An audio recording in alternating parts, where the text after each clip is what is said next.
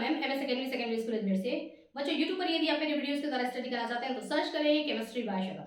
बच्चों आज का जो हमारा टॉपिक है, आजकल हम न्यूज़ में देख रहे हैं यूक्रेन और रसिया के बारे में कि यूक्रेन और रसिया के बीच में युद्ध हो रहा है। इसका पूरा कॉन्सेप्ट आज हम समझने वाले हैं। ओके, ये देखिए मैं यहाँ पर आपको ये समझा रही हूँ और ये मैंने कोई एक मैप नहीं बनाया बच्चों, सिर्फ हम एक फ्लो डायग्राम से समझेंगे।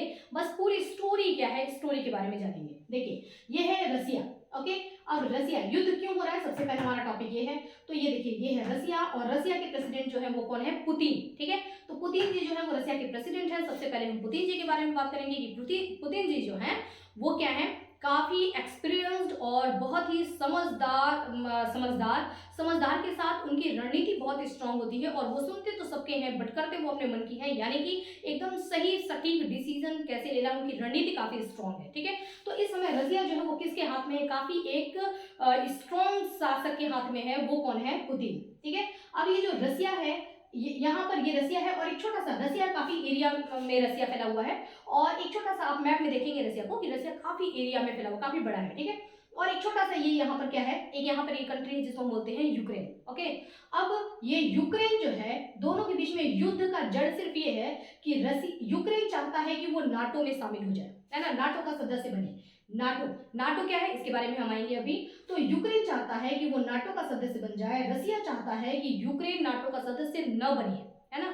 तो रसिया यूक्रेन पर प्रेशर बनाता है कि तुमको नाटो का सदस्य नहीं बनना है, लेकिन यूक्रेन कहता है कि मैं नाटो का सदस्य बनूंगा। ठीक है, ये 2008 से कोशिश कर रहा है, लेकिन बार बार रसिया के प्रेशर में आकर के यूक्रेन अपने डिसीजन को पीछे ले लेता है। ठीक है, बट 2021 में यूक्रेन ने कह दिया कि नहीं, हमको नाटो का सदस्य बनना है, फुल एंड फाइनल डिसीजन। ठीक है, कि नाटो का सदस्य हमको बनना है और इस चक्कर में ही रसिया नाराज हो गया और रसिया ने यूक्रेन के ऊपर अटैक कर दिया। तो जो युद्ध का कारण है वो यही है कि रसिया नहीं चाहता है कि यूक्रेन नाटो में जाए और यूक्रेन जो है वो डिसाइड कर लिया है कि उसको नाटो में जाना है। ठीक है, आगे का सारे क्वेश्चन, अभी हमारे मन में बहुत सारे क्वेश्चन आएंगे, सारे क्वेश्चन एक एक करके हम समझेंगे। सबसे पहले हम जानते हैं कि एक्चुअल में ये नाटो है क्या, है ना, सबसे पहला क्वेश्चन हमारा। तो देखिए नाटो क्या है, 30 कंट्री, 30 देश जो होते हैं उनकी मिलिट्री ग्रुप आपस में मिक्सअप होकर के, आपस में मतलब एक साथ रहेगी, संगठित होकर के रहेगी। ठीक है, और एक साथ एकता के साथ रहेगी और जो ये इसको जो मिलिट्री ग्रुप इनकी एक साथ रहती है, जो 30 कंट्री का जो ये ग्रुप होता है उसी ग्रुप को हम कहते हैं नाटो। ठीक है, और इस नाटो का एक तरीके से आप कह सकते हैं तो इसमें जो मॉनिटर के रूप में जो काम करता है नाटो में वो कौन है, वो है अमेरिका। अमेरिका जो होता है वो नाटो में एक मॉनिटर के रूप में काम करता है। अब यहाँ पर यूं है कि अगर 30 कंट्री के जो है ये मिलिट्री ग्रुप एक साथ रहेंगे। ओके, अब यदि इन 30 कंट्री में, ये मान लो कि हमारा नाटो है, अब अगर इस 30 कंट्री में किसी भी अदर कंट्री ने अगर अटैक किया, ठीक है, 30 में से किसी एक के ऊपर भी यदि अटैक करता है तो ये 30 क्या सोचते हैं कि अटैक हमारे ऊपर ही हुआ है। क्यों? क्योंकि इन्होंने एक ग्रुप बना रखा है ना, कि हम 30 एक साथ रहेंगे। अगर 30 में से कोई भी अदर, ताकि इनकी शक्ति बढ़ सके, ठीक है, अगर 30 में से किसी एक के ऊपर भी अटैक होता है तो ये 30 के 30 सोचेंगे कि अटैक हम 30 के ऊपर हुआ है और 30 मिल करके उसका सामना करेंगे, है ना। तो अब 30 के मिलिट्री ग्रुप, तो सेना कितनी बड़ी हो जाएगी, है ना। 30 के अगर मिलिट्री ग्रुप एक साथ किसी के ऊपर अटैक करते हैं तो ये सेना क्या होगी, काफी बड़ी होगी। यानी कि ये चीज जो ये नाटो है ये क्या हो जाएगा, एक बहुत ही शक्तिशाली हो जाएगा, है ना। तो एक बहुत ही शक्तिशाली ये संगठन है। इसी शक्तिशाली संगठन में चाहता है यूक्रेन की मैं भी जाकर के इस शक्तिशाली संगठन में मैं भी इसमें ऐड हो जाऊं और मेरे मिलिट्री ग्रुप को भी इसमें शामिल कर लूं।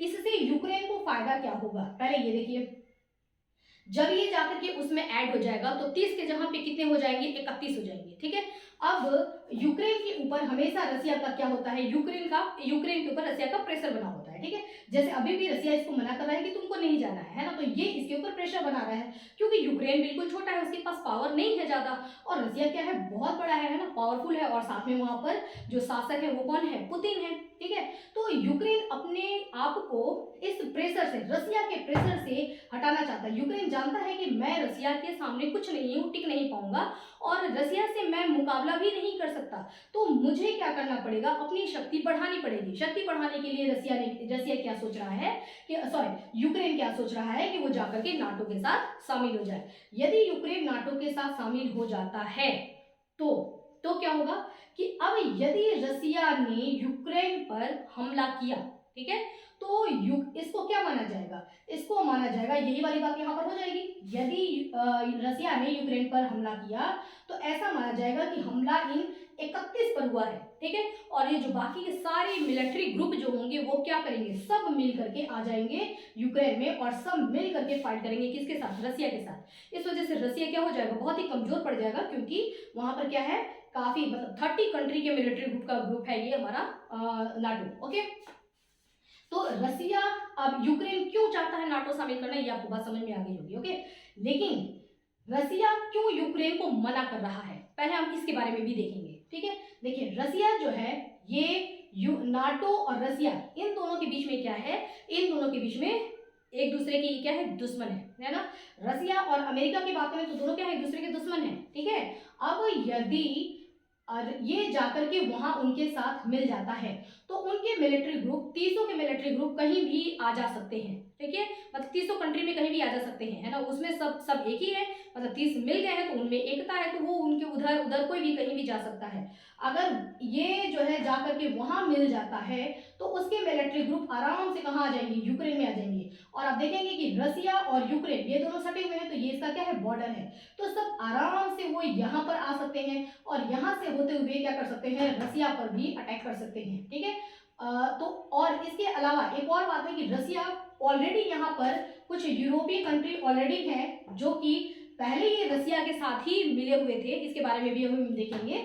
और अब ये सारे जो यूरोपीय कंट्री हैं ये ऑलरेडी इन्होंने नाटो को ज्वाइन कर लिया है, अपनी ताकत बढ़ाने के लिए इन्होंने ऑलरेडी नाटो को ज्वाइन कर लिया है। अब देखो, रसिया इधर से तो घिर गया है ना, इधर से जो है अपने दुश्मन, अब ये एक तरीके से कहा जा सकता है कि इनके दुश्मन यहाँ पर आ गए हैं ना, क्योंकि ये इन्होंने नाटो ज्वाइन कर लिया। अब नाटो के सैनिक कभी भी यहाँ से रसिया में एंटर कर सकते हैं, तो इधर से तो रसिया क्या है, इधर से घिर चुका है किससे, दुश्मनों से, और अब यूक्रेन भी अगर उनमें शामिल हो जाता है तो रसिया अपने चारों तरफ से दुश्मनों से घिर जाएगा और रसिया अपने आप को फिर सेफ महसूस नहीं करेगा, है ना। अब मतलब एक अगर रूम है उसमें कई दरवाजे हैं तो इस दरवाजे से भी आ सकता है, इस दरवाजे से भी दुश्मन आ सकता है, इस दरवाजे से भी आ सकता है, इधर से भी आ सकता है, चारों तरफ से क्या हो जाएगा, दुश्मनों से घिर जाएगा। इस वजह से रसिया नहीं चाहता है कि ये यूक्रेन जाकर के उसके साथ, नाटो के साथ मिले।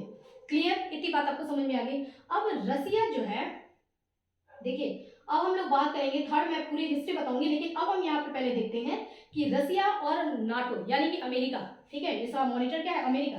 अब नाटो को हम कह सकते हैं कि उसमें मेन भूमिका किसकी है, अमेरिका की है। तो रसिया और अमेरिका की आपस में दुश्मनी क्या है, ठीक है ना, उसके बारे में भी हम जानते हैं। देखिए हर बहुत सारे हमारे यहाँ पर, ठीक है, आप पूरी कंट्री में देखेंगे तो बहुत सारे ऐसे ग्रुप बने हुए हैं जो एक साथ होकर के, जैसे कुछ जो मजबूत कंट्री है ना, एक साथ इन्होंने अपना ग्रुप बना लिया कि हम एक साथ रहेंगे, यानी कि अगर कोई भी हमारे को, उनको प्रॉब्लम होती है तो हम हेल्प करेंगे, ठीक है, उनको कोई प्रॉब्लम होती है तो हम हेल्प करेंगे, तो इस तरीके से एक ग्रुप तैयार किया है।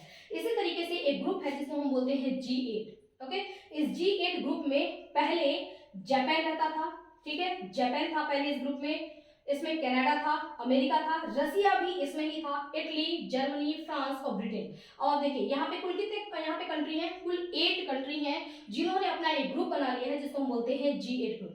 अब इस ग्रुप में क्या होता है कि यदि यहाँ पर कोई समस्या आती है जापान को, तो ये समस्या सब मिल करके एक दूसरे की सब हेल्प करेंगे, इनका ये ग्रुप तैयार होगा, ठीक है। जैसे आप देखते हैं कि क्लासरूम में भी क्या होता है, एक एक ग्रुप बना होता है ना, कुछ बॉयज, मतलब कुछ एक फ्रेंड की ग्रुप बनी हुई है, उधर एक फ्रेंड की ग्रुप बनी हुई है, उधर एक फ्रेंड की ग्रुप बनी हुई है। इसी तरीके से पूरे वर्ल्ड में कुछ 8 कंट्री ने आपस में मिलकर के ये ग्रुप बनाया था, उसमें हमारा रसिया भी था। ओके, हमारा नहीं मतलब रसिया था। ओके, अब क्या हुआ कि 2014 में, है ना, 2014 में रसिया ने क्या किया कि यूक्रेन का ही यहाँ पर एक एरिया है, आप देख रहे हैं, जिसको हम बोलते हैं क्रीमिया, ठीक है ना, उसका एक स्टेट है क्रीमिया। तो यूक्रेन के क्रीमिया पर रसिया ने अटैक कर दिया और इसको 2014 में इस पर कब्जा कर लिया। जब रसिया इस पर कब्जा करने जा रहा था तो बाकी इसमें बचे कितने, ये रसिया कब्जा करने जा रहा था किसके ऊपर, क्रीमिया के ऊपर, तो बाकी कितने बचे, बाकी बचते हैं 7, है ना। ये 7 कंट्री मिल करके इस चीज का अपोज कर रहे थे कि नहीं ऐसा मत करो, गलत है, ठीक है। लेकिन रसिया नहीं माना और रसिया ने क्या किया, क्रीमिया पर अटैक कर लिया, ठीक है। क्यों? क्योंकि मैंने आपको बताया कि यूक्रेन जो है 2008 से ही नाटो ज्वाइन करने की कोशिश कर रहा था, ठीक है। और रसिया क्या था, यूक्रेन के ऊपर नाराज था। रसिया ने क्रीमिया पर अटैक करके और क्रीमिया को 2014 में क्रीमिया पर कब्जा कर लिया।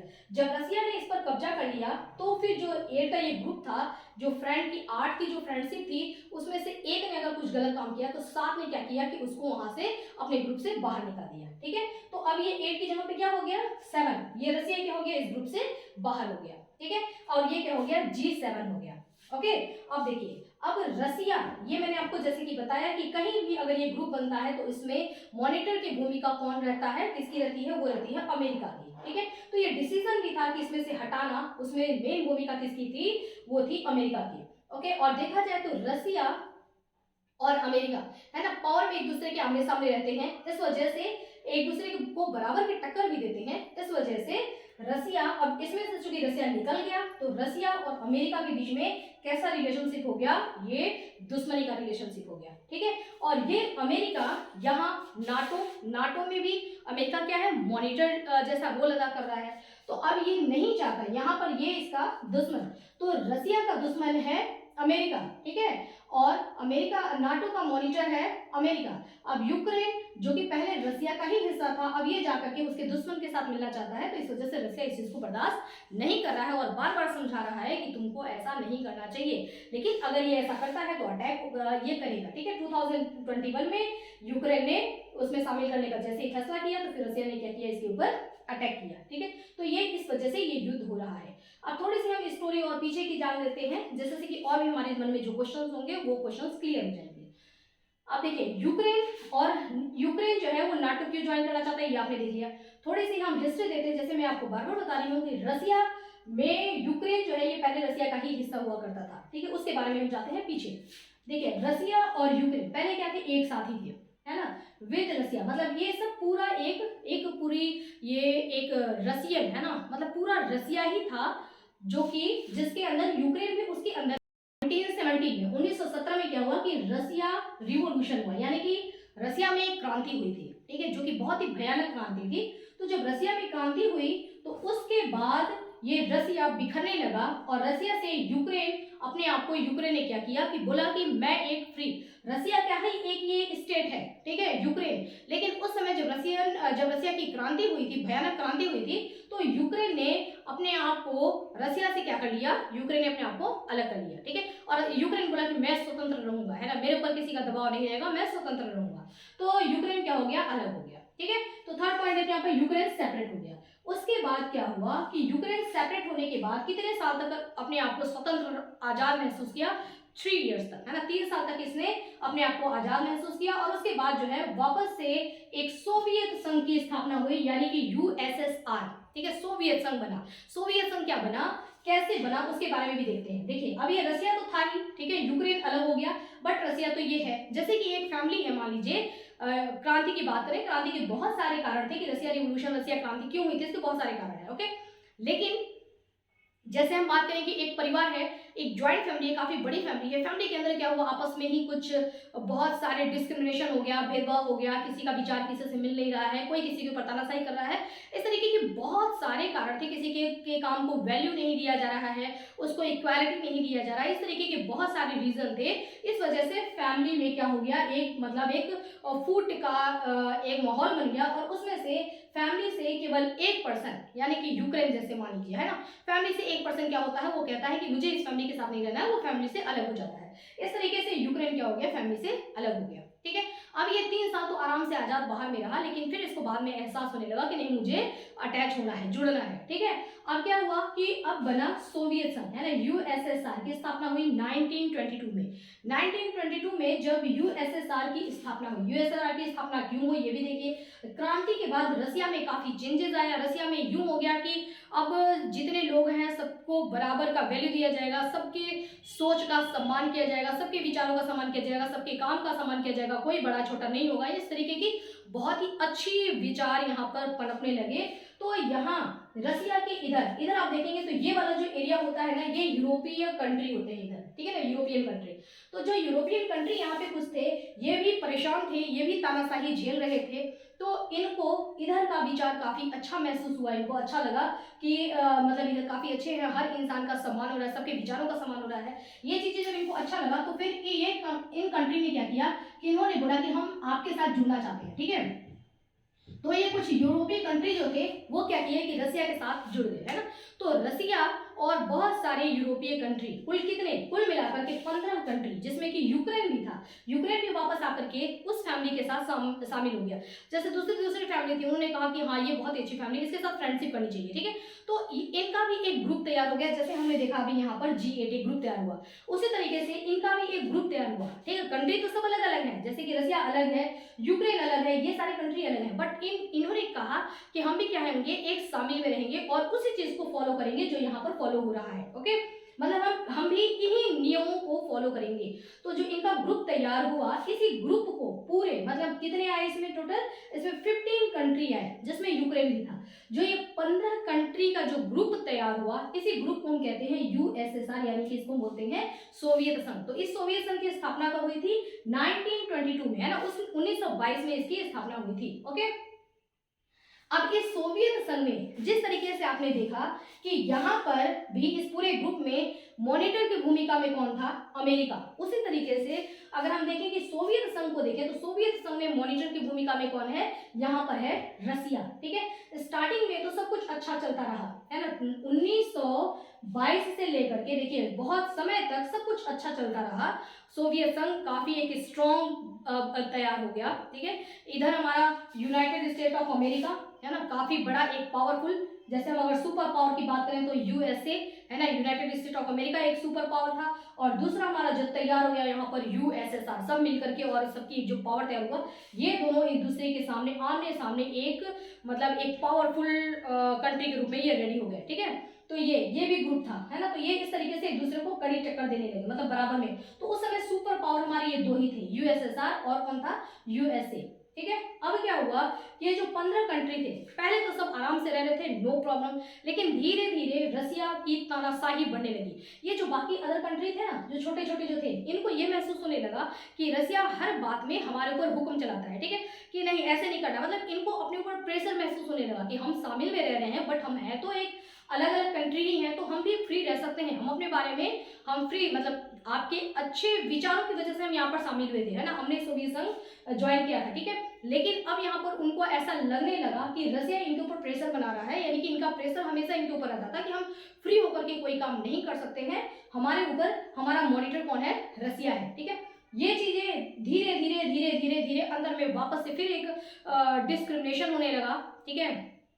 और कुल मिलाकर के यूएसएसआर का विघटन होना शुरू हुआ, सब जो है अब अलग होना चाहने लगे, ठीक है, कि हमको नहीं रहना है इस ग्रुप के साथ, हमको 15 ग्रुप के साथ यानी कि यूएसएसआर के साथ नहीं रहना। तो अब यूएसएसआर का क्या हो गया बच्चों, विघटन हो गया। कब विघटन हुआ, 1921 में, है ना, 1991 में यूएसएसआर वापस से टूट गया, ठीक है। जब यूएसएसआर वापस से टूट गया तो फिर क्या हुआ कि ये सारे देखो, ये अलग हो गए, ये अलग हो गए, ये अलग हो गए, ये अलग हो गए ना, ये सारे के सारे क्या हो गए, अलग हो गए, ठीक है। एक और भी बात था, ये रसिया ने इनकी मदद भी की थी, ठीक है ना, दूसरे का तानाशाही से छुड़ाया भी था रसिया ने, इस वजह से भी उस टाइम ये रसिया के साथ मिल गए थे। अब जब रसिया ही खुद इनके ऊपर इनको रसिया का प्रेशर दिखने लगा तो ये भी क्या किया कि वापस से ये रसिया से अलग हो गए। जब ये अलग हो गए, है ना, तो देखिए यही ये अलग हुए हैं और अब इन्होंने क्या किया है, नाटो ज्वाइन कर लिया, ठीक है। आप देखिए पहले की हिस्ट्री देखिए, पहले इनके साथ थे लेकिन ये अलग हुए, इन्होंने ज्वाइन कर लिया इधर नाटो, और यूक्रेन ये भी पहले किसके साथ था, इधर था, ठीक है। यूक्रेन क्या हुआ, अलग हुआ, और अलग होकर ये भी ज्वाइन क्या करना चाहता है, नाटो। तो देखा जाए तो रसिया के चारों तरफ जो कंट्री है छोटे छोटे, जो पहले सबसे पहले सोवियत संघ के हिस्सा हुआ करते थे, अब धीरे धीरे वो अलग होकर के और वो सब जा रहे हैं दुश्मन के साइड में, है ना, सब के सब इधर, ठीक है। यूएसआर विघटित हुआ और अब जो है ये सब जो है ज्वाइन कर रहे हैं, नाटो ज्वाइन कर रहे हैं, यानी कि उसमें जिसका मॉनिटर कौन है, अमेरिका, यानी कि इसका दुश्मन, ओके।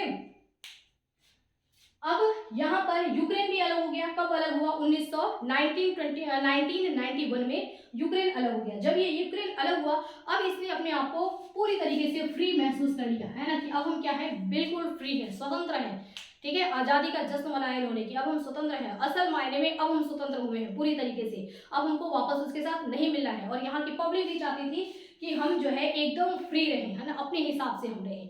तो यूक्रेन अब जाकर के 1991 में वापस से बिल्कुल फ्री हो गया, ठीक है। यहाँ पर यूक्रेन फ्री हो गया। 1991 से लेकर के 2014 तक इसने यूक्रेन ने खूब आराम से इंजॉय के साथ ये रहा, काफी हैप्पी था, अपने आप को फ्री महसूस करता था, स्वतंत्र महसूस करता था। लेकिन 2014 में, जैसा कि मैंने आपको बताया कि अपनी पावर बढ़ाने के लिए 2008 से ही ये ट्राई करने लगा कि ये नाटो का सदस्य बनना चाहता है। 2014 में क्या हुआ अब कि 2014 में रसिया ने क्या किया कि यूक्रेन के क्रीमिया पर अटैक करके उसको अपने कब्जे में ले लिया, ठीक है। अब उसके बाद अब देखिए ज्वाइन अब नाटो, अब क्या किया इसने कि इतना होने के बाद अब यूक्रेन क्या किया, अपने ये पावर को बढ़ाने के लिए ये नाटो ज्वाइन करता था, इसका क्रीमिया तो कब्जा हो ही गया है। यहाँ पे इसके दो और इलाके हैं, मैंने यहाँ पे नाम नहीं लिखा है, ये भी इसने क्या किया है, बड़ी ही होशियारी के साथ रसिया ने इसको भी कब्जे में ले लिया। अब ये होशियारी क्या थी, किस होशियारी से इसने कब्जे में लिया है रसिया ने, इस एरिया पर भी, यानी कि ये पूरा एरिया जो है ये कब्जे में चला गया है किसके, रसिया के। तो पहले ही ऑलरेडी यूक्रेन इतना छोटा सा तो यूक्रेन है ही, और इतना ये पूरा एरिया अब किसके अंडर में आ गया है, रसिया के। तो रसिया ने यहाँ पर क्या होशियारी दिखाई है उसके बारे में देखिए, मैंने आपको बताया था ना कि पुतिन क्या है, बहुत ही स्ट्रॉन्ग शासक हैं, यानी कि बहुत ही होशियार हैं, शार्प माइंडेड है, काफी अच्छे से, मतलब ये अपनी कंट्री के लिए, रसिया के लिए बहुत ही एक अच्छे शासक है। काफी इनका निर्णय जो होता है ये बहुत ही स्ट्रांग होता है, खुद से निर्णय लेते हैं, किसी दूसरे को अपने कंट्री में इंटरफेयर नहीं करने देते हैं कि आप हमको समझाइए और हम आपके हिसाब से चलें, ऐसा नहीं है, वो अपना सेल्फ डिसीजन लेते हैं। इन्होंने इन दोनों एरिया पर किस तरीके से अटैक किया था और किस तरीके से इसको मिलाया, ये इन्होंने यूएनओ, ठीक है, मैं ज्यादा इस पर नहीं जाऊंगी, यूएनओ आर्टिकल 7 के अकॉर्डिंग इन्होंने क्या किया, इन दोनों को अपने में, इस आर्टिकल 7 के अकॉर्डिंग रसिया ने इसके ऊपर अटैक करके और इनको क्या कराया, इन दोनों स्टेट को इसके अपने ही कंट्री से क्या करवाया, इनको स्वतंत्र करवाया, ठीक है, क्योंकि ये स्वतंत्रता चाहते थे, स्वतंत्र कराया इनको। ओके, तो इस तरीके से ये पूरा एरिया रसिया के कब्जे में हो गया है, ठीक है। अब अगर ये यूक्रेन को लेकिन माना जाता है कि रसिया, यूक्रेन जो है वो रसिया का जैसे एक इंसान है, उसका सिर है, तो उस तरीके से यूक्रेन इसके लिए बहुत ही मायने रखता है रसिया के लिए, क्योंकि यहाँ से इनकी एंट्री, किसी भी दुश्मनों की एंट्री बहुत आराम से हो सकता है। अब यदि यूक्रेन नाटो के साथ मिल जाता है तो यहाँ यहाँ यहाँ यहाँ हर जगह से क्या हो सकता है, दुश्मन आराम से इसमें प्रवेश कर सकते हैं। और रसिया ये नहीं चाहता है कि मैं चारों तरफ से दुश्मन से घिर जाऊं, हमेशा अपने आप को एक डरा सहमा ऐसा महसूस करूं कि मेरे ऊपर कभी भी अटैक हो सकता है। इसी चीज के लिए रसिया यूक्रेन को मना कर रहा है। लेकिन रसिया, जब यूक्रेन ने इसकी बात नहीं मानी, वो नाटो में शामिल होने के लिए जब उसने डिसीजन ले लिया, तो अब यहाँ रसिया और यूक्रेन के बीच में युद्ध छिड़ गया है। तो बच्चों, आई होप कि आपको सारी बातें समझ में आ गई होंगी और इसमें कोई कंफ्यूजन नहीं होगा। यदि आपको कोई कंफ्यूजन हो तो आप आराम से कमेंट बॉक्स में लिख करके पूछ सकते हैं, ठीक है बच्चों। यदि वीडियो अच्छा लगा हो तो वीडियो को लाइक करिए, अच्छे अच्छे कमेंट्स करिए, वीडियो को ज़्यादा से ज़्यादा शेयर करिए, और चैनल ये स्टैंड रहे, चैनल खड़ा रहे, इसके लिए चैनल को सब्सक्राइब करिए। तो बच्चों, आज के लिए इतना ही, स्टडी करते रहिए। अच्छा, एक और बात मैं आपको बताऊं, हमारा जो अगला नेक्स्ट टॉपिक है बहुत ही इंटरेस्टिंग टॉपिक है, और शायद आपको मैं जो चीज़ें बताऊंगी उसके बारे में आपको पूरी जानकारी नहीं होगी।